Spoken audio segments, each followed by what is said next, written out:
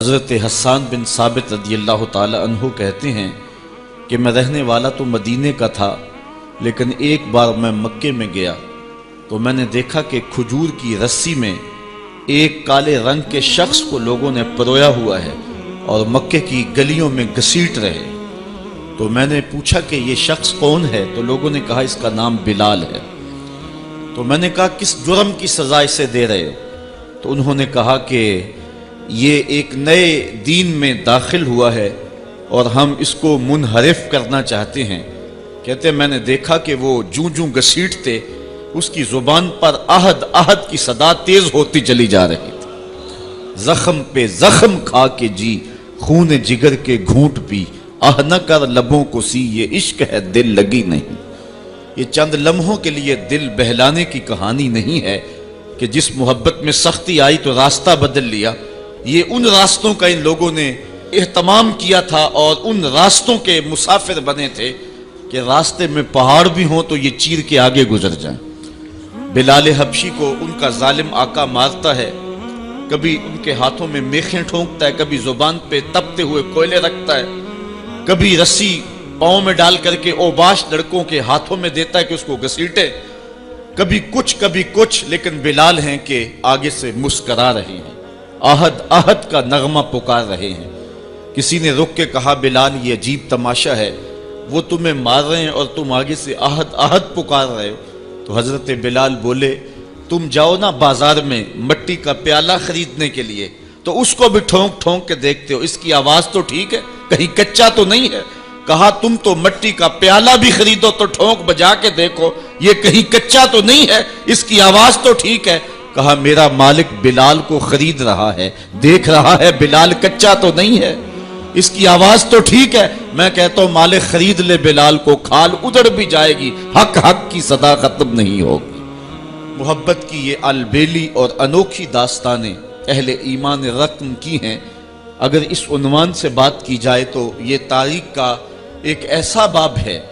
حضرت سمیہ رضی اللہ تعالی عنہ اسلام کی پہلی شہیدہ، جن کو مکے کے چوک میں ابو جہل نے جو ہے وہ نیزہ مار کر کے شہید کیا۔ راہ خدا میں بہنے والا یہ خون تاریخ اسلام نے محفوظ کر لیا، ایک عورت کا خون تھا۔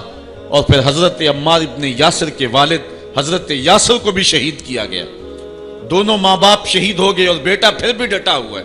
کافروں نے حضرت عمار ابن یاسر کو پکڑ کے تپتی ہوئی آگ میں ڈال دیا اور انہوں نے رخ کیا حضور کے کاشانہ انور کی طرف اور آنکھوں میں آنسو امڈ آئے تو کافر سمجھے شاید جلتی ہوئی آگ کے شعلوں سے اور بھڑکتے ہوئے کوئلوں سے ڈر گیا ہے۔ کہا عمار گھبرا گئے ہو، تمہیں ان تپتے ہوئے کولوں سے باہر نکال لیا جائے؟ تو یہ حضرت عمار مسکرا کے کہنے لگے میں ان تپتے ہوئے کولوں سے نہیں ڈرا، میں تو راہیں تک رہا ہوں، جس محبوب کے لیے دکھ سہ رہا ہوں کبھی وہ جلوہ فراز بھی تو ہو جائے نا۔ اچھا ادھر غلام تڑپا، ادھر آقا تشریف لے آئے۔ حضرت عمار ابن یاسر کے سر پہ ہاتھ رکھ کے حضور نے کہا یا نارو کونی بردم و سلامن علی عمار ابن یاسر کما کنت علی ابراہیم، اے آگ جس طرح ابراہیم پہ ٹھنڈی ہوئی تھی آج میرے عمار ابن یاسر پہ بھی ٹھنڈی ہو جائے۔ تو محبتوں کی یہ داستانیں بڑی دل آویز ہیں۔ تو اللہ تعالیٰ جل شانہ نے جب اپنے محبوب علیہ السلام کے غلاموں کے ساتھ یہ ہونے والے ظلم اور اس جبر کی رقم ہوتی داستان کو دیکھا تو سورۃ الفجر تب نازل ہوئی تھی۔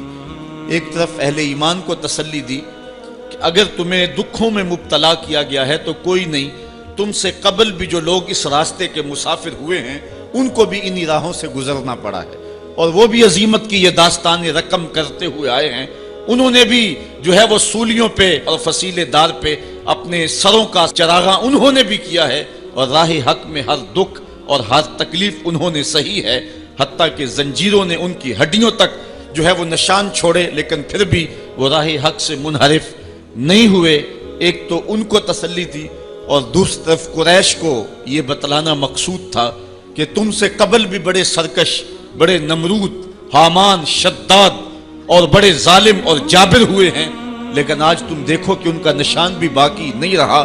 اگر نشان باقی رہا ہے تو حق کا نشان ہی باقی رہا ہے۔ اس لیے سورۃ الفجر اس ماحول میں نازل ہوئی ہے جب کہ جو ہے وہ اسلام کے اوپر اور اہل ایمان کے اوپر سخت آزمائشیں تھی اور سخت جو ہے ان کے اوپر تکلیف تھی۔ فجر کی قسم کھانے کا ایک مقصد تو یہ تھا کہ ان کفار کو یہ کہنا تھا کہ جس طرح فجر طلوع ہوتی ہے اور رات ختم ہو جاتی ہے، یہ زندگی بھی جو ہے جو تم گزار رہے ہو ختم ہوگی، اور آخرت کی زندگی میں تم نے قدم رکھنا ہے اور صبح قیامت طلوع ہونے والی ہے۔ اور دوسری طرف اہل ایمان کو تسلی دینا مقصود تھا کہ راتیں جتنی بھی لمبی کیوں نہ ہوں، پو تو پھٹتی ہے اور اجالے تو نکلتے ہیں، ایک وقت آئے گا کہ اسلام کا پھریرا دنیا کے اوپر لہراتا ہوا نظر آئے گا۔ آج کی قربانیاں کل کے لیے سکھوں کا سامان بن جائیں گی۔ ساغر صدیقی نے کیا کہا تھا کہ آج تو ہیں یہ جسم آلودہ گرد سفر، آج تو ہیں یہ جسم آلودہ گرد سفر، کل انہی جسموں پہ منزل پھول بھی برسائے گی۔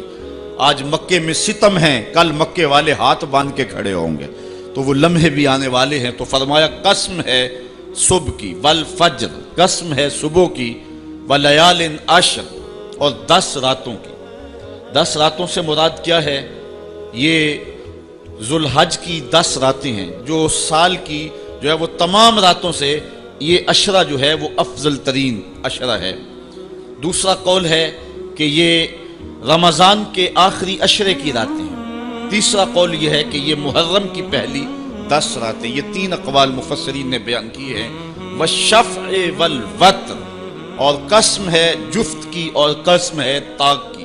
مفسرین نے اس پر تقریباً 36 اقوال پیش کیے ہیں، لیکن سب سے بہترین قول یہ ہے کہ جفت سے مراد مخلوق ہے اور طاق سے مراد رب تعالیٰ کی ذات ہے۔ خالق کی قسم اور مخلوق کی قسم۔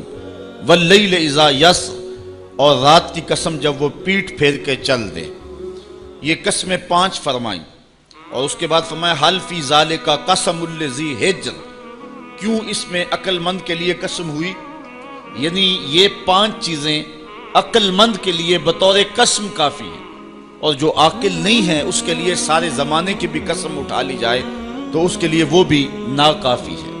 تو قسم جو ہے وہ عقل مند کے لیے، پھول کی پتی سے کٹ سکتا ہے ہیرے کا جگر، مرد ناداں پہ کلام نرم و نازک بے اثر۔ ہمارے استاد کہا کرتے تھے کہ اس کو عام لوگ پڑھتے ہیں کہ پھول کی پتی سے کٹ سکتا ہے ہیرے کا جگر، تو کہتے ہیں نہیں کاٹا جا سکتا ہیرے کا جگر پھول کی پتی سے۔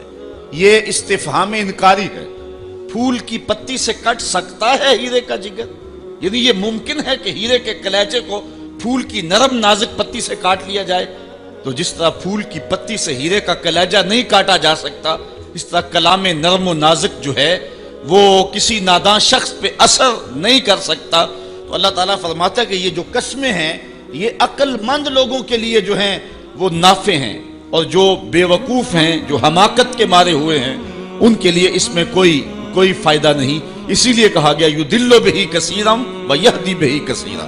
قرآن سے بہت سارے لوگ ہدایت پا جاتے ہیں اور بہت سارے لوگ قرآن سے گمراہ بھی ہو جاتے ہیں۔ اصل قصور ان کی اپنی عقول کا ہے اور اپنی بنجر زمین کا ہے۔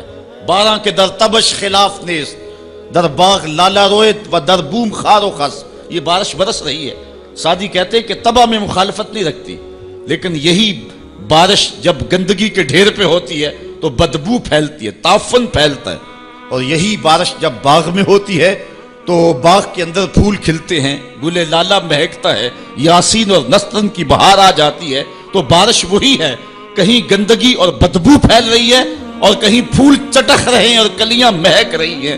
قرآن تو اجالا دیتا ہے اور قرآن کی قسمیں من میں یقین اگاتی ہیں، لیکن کچھ لوگ گمراہ ہو جاتے ہیں اور اسی قرآن کو پڑھ کے کچھ لوگ ہدایت کے اجالے پا جاتے ہیں۔ تو کہا کہ یہ جو 5 قسمیں ہیں یہ عاقل لوگوں کے لیے اس میں ہی ہدایت ہے اور اس میں ہی ان کے لیے بہت کچھ ہے۔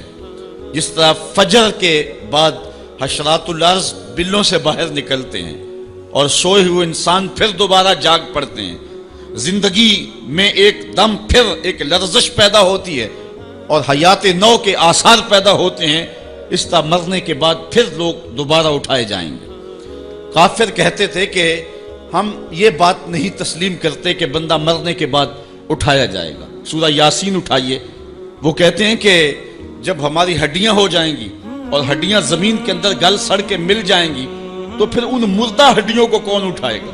یہ نضر بن حارث نامی ایک شخص تھا جو قبرستان سے کوئی بوسیدہ ہڈی اٹھا لایا اور حضور کے سامنے اس ہڈی کو توڑتا ہے اور اس کے ذرے زمین پہ گرتے ہیں. کہتا ہے کہ ان ہڈیوں کو اٹھایا جائے گا جبکہ یہ بالکل جو ہے وہ ریزہ ریزہ ہو گئی. اللہ تعالیٰ قرآن مجید میں فرمایا کہ یہ کہتے ہیں کہ ان ہڈیوں کو کون دوبارہ زندہ کرے گا؟ تو اللہ تعالیٰ نے قرآن مجید کے اندر جو جواب دیا وہ بڑا خوبصورت ہے. یہ کہتے ہیں ان مردہ ہڈیوں کو کون دوبارہ زندگی دے گا؟ تو اللہ تعالیٰ نے جواب دیا کہ جب یہ ہڈیاں بھی نہیں تھی، جس رب نے اس وقت ہڈیوں کو بھی پیدا کر لیا تو ان کو جوڑنا اس کے لیے کون سا مشکل ہے؟ اللہ اکبر. وہی رب جس نے ان ہڈیوں کو تخلیق کیا، نئے سرے سے ان کو پیدا کیا، تو اب ان کو جوڑ کر کے انسان کی شکل میں کھڑا کرنا اس کے لیے کوئی مشکل نہیں. روزانہ ہم موت کی آغوش میں چلے جاتے نیند کی صورت میں، لیکن پھر اٹھ کے زندگی کے اندر وہی توانائی، وہی حرارت اور وہی تیزی اور وہی جو ہے وہ نشاط پن. یہ حشر پہ دلیل ہے. تو کہا یہ قسمیں ہیں عاقل کے لیے.